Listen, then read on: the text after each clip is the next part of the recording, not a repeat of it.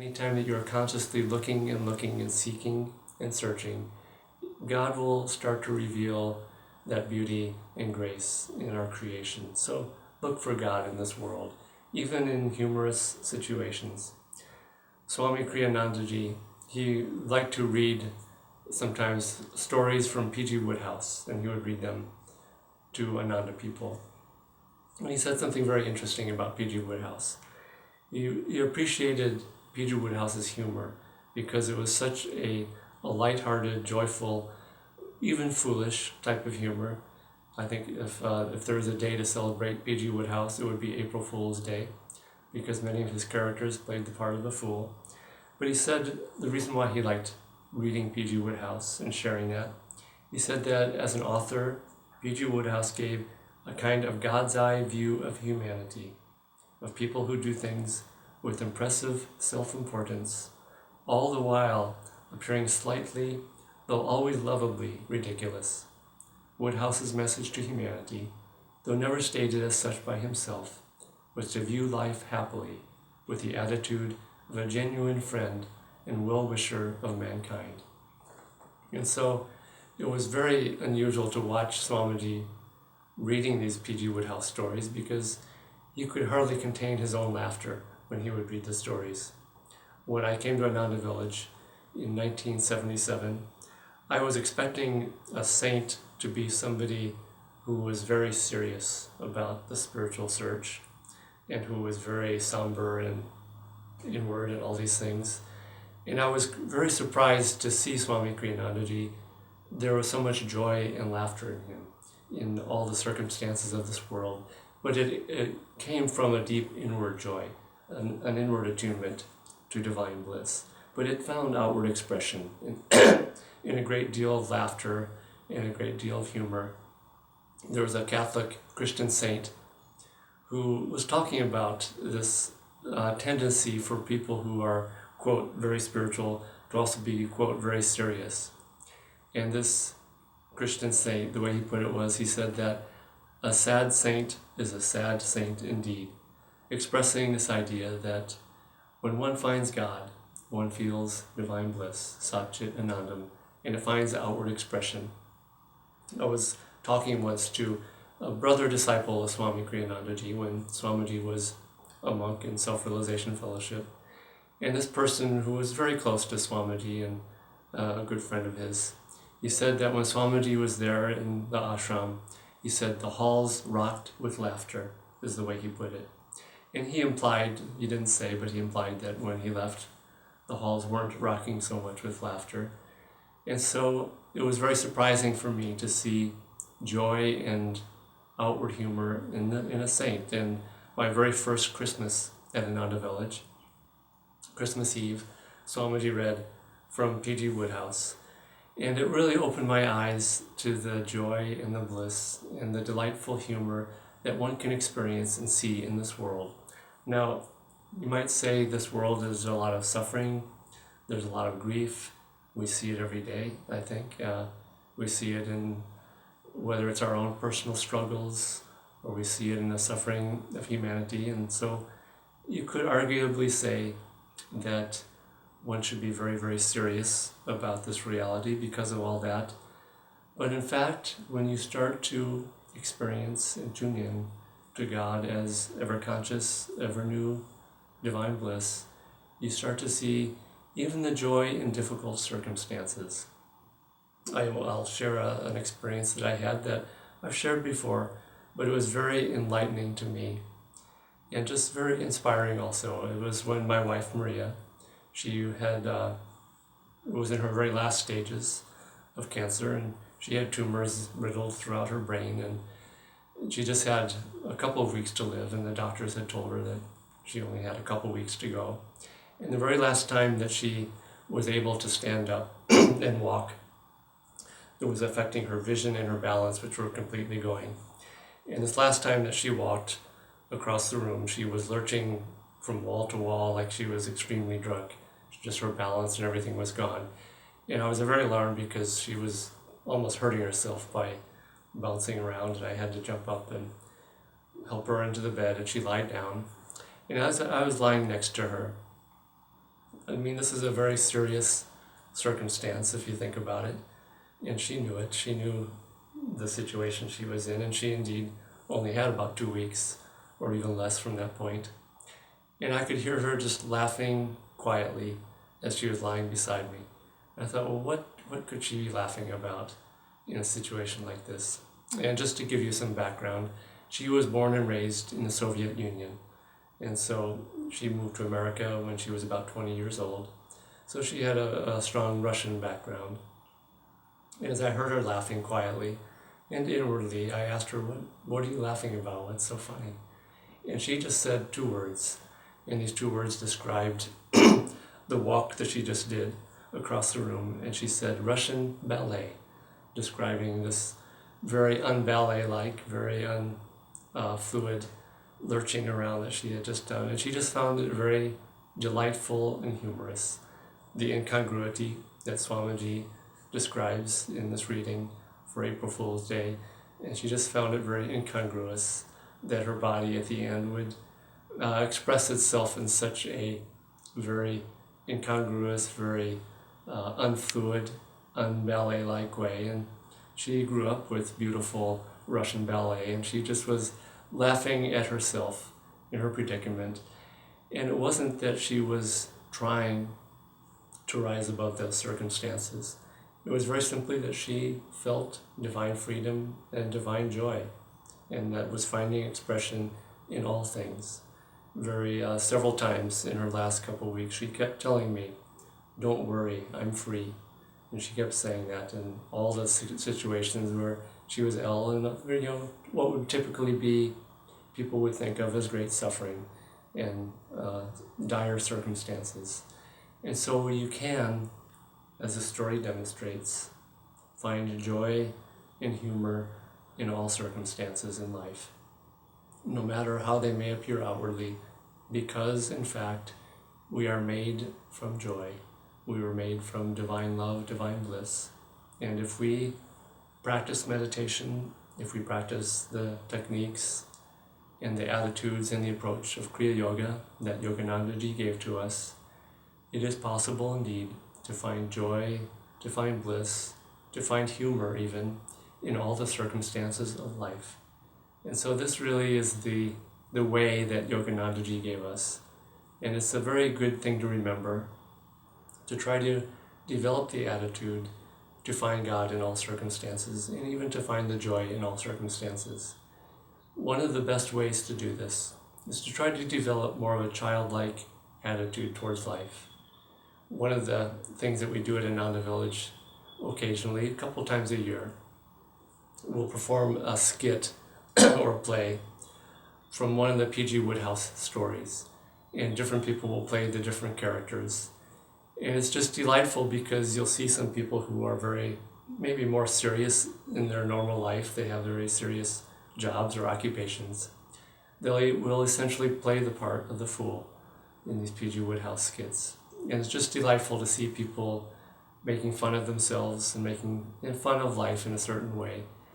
And part of the way that you can do this is just to develop more of a childlike attitude, one that is much less self-conscious.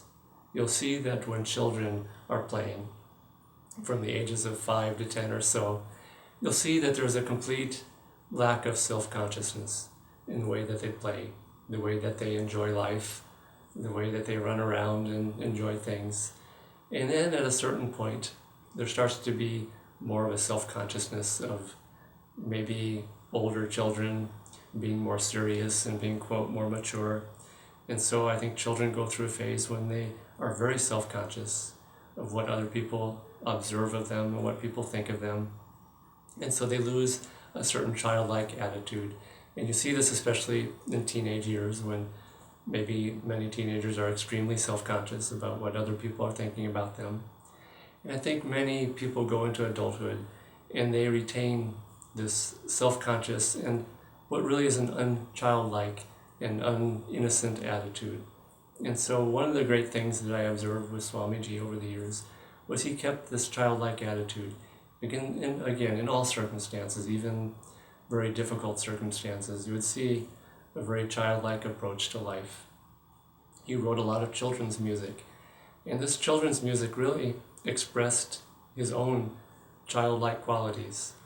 I was recently cleaning up some things in my house, and I found a note that Swamiji wrote to my wife Maria when she was working for him and printing and publishing a children's book that he was working on.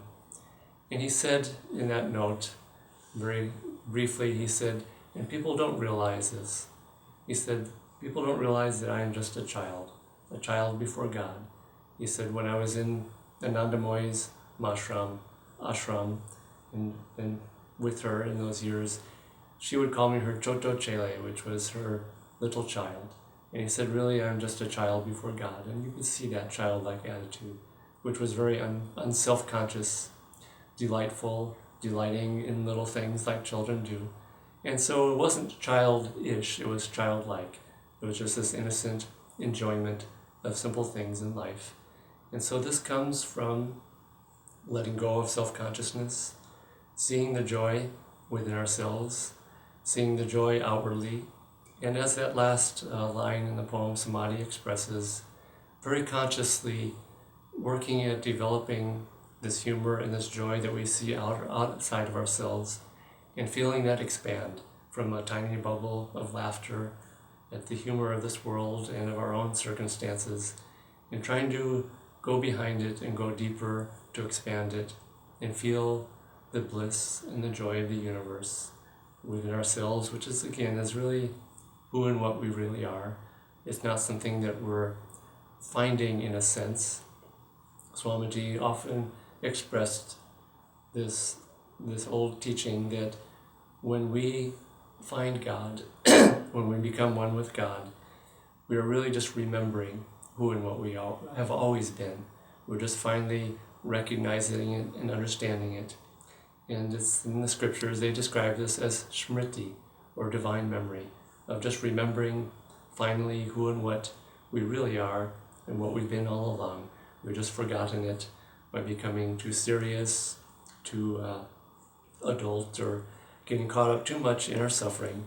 We'll find, like I've expressed here already, that even in the deepest, most serious, dire situations, there is still divine bliss, the bliss of God behind all these things.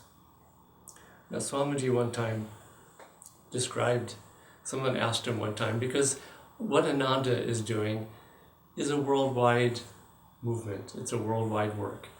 And there's a sense of mission around it, as we have a great mission to spread Yoganandaji's teachings and the teachings of meditation and Satchit Anandam, as expressed in our very name, Ananda. And so there can be a sense of becoming too serious about it.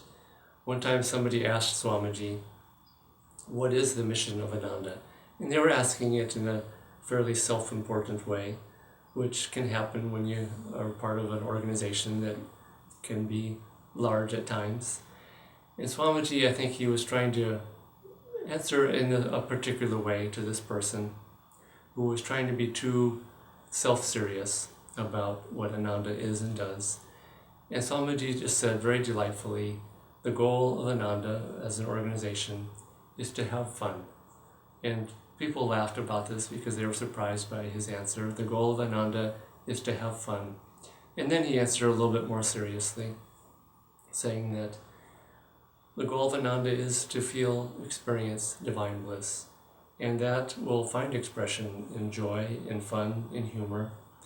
And I think he was also saying that if you take yourself too seriously, then you start to lose that joy. And so I think he was trying to tell this person, don't take yourself so seriously. Sometimes it can be very, very helpful to take part in one of these skits that we do at Ananda and to play the part of the fool. I've done this before, and it's just very enlightening and very lightening. You just feel much lighter when you can take yourself less seriously and play the part of the fool and see the humor and the joy in this little self, and just, again, work over time at expanding it until this tiny bubble of laughter becomes the sea of mirth itself. Now, there's different ways of humor, and Swamiji talks about it in this reading, where he sort of speaks against a certain type of humor that is really prevalent in the modern age, which is mockery and cynicism and sarcasm, which are really sort of cruel ways of expressing humor and making fun of people rather than just making fun of circumstances or situations. This is what Swamiji also said one time about P.G. Wodehouse, was that he wasn't cynical or sarcastic. He just saw the delight and the humor in the way that people behaved, and just he was very kind and loving towards humanity and expressed that. And you'll see that sometimes humor can become biting and sarcastic and cynical, and just watch yourself that you don't get into this. You don't see children doing this, but when they start becoming maybe teenagers, you start to see they want to seem more mature and more adult-like, and so you start seeing more of this sarcastic and cynical humor. And just try to avoid this. I never saw this in Swami Kriyanandaji, that way of humor, that way of making fun of people. He would delight in foolish behavior sometimes and laugh at it, but it wouldn't be done in a mocking way. It would just be done, again, very kindly, very lovingly, with the delight of the human situation. And so watch the way that you express humor, watch the way that you watch other people, and try to have a compassionate, kind and loving attitude, yet also try to see the joy and humor in all circumstances. There's a reading that Paramahansa Yogananda gave, and it's from his Whispers from Eternity.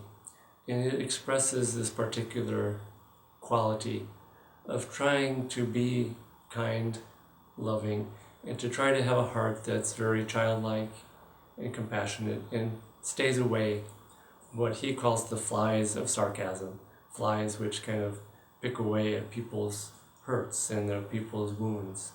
And this is the reading from Whispers from Eternity. The bee of silence has made its way to the garden of my heart, where murmuring thought flowers hold out fragrant bouquets, lilies of discrimination, buttercups of recipient prayers, chrysanthemums of soul rays, and violet dreams of love offerings to thee. There, in my heart's bed of many flowers, fanned by the sweet breeze of my love, where the fresh dew of thy grace hides at the core of every flowering good quality, my eager mind bee hovers in anticipation above these treasures of thy love. O, teach me to abhor the flies of cruel sarcasm, which love to sit on the wounds of others, and thereby swell their troubles. Let me be a kind, friendly bee, robbing only sweetness from the flower hearts of all. And so let's today try to see the joy and the humor in life, not in a mocking way, but in a very childlike, delightful, joyful way.